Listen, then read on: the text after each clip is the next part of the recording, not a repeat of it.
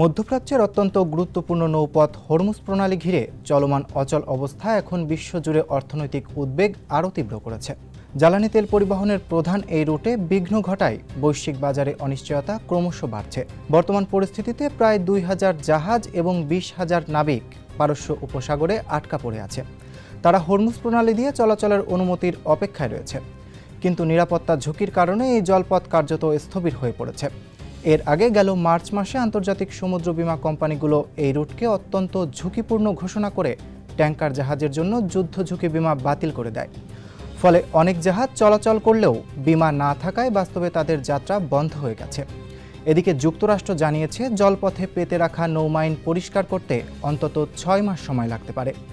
তার আগে পুরোপুরি নিরাপদে জাহাজ চলাচল সম্ভব নয়। এদিকে বিশ্বের মোট তেল সরবরাহের ২০% বেশি এই প্রণালী দিয়ে চলাচল করে। ফলে এখানে দীর্ঘস্থায়ী সংকট বৈশ্বিক জ্বালানি বাজার এবং সামগ্রিক অর্থনীতিতে বড় ধরনের ধাক্কা দিতে পারে।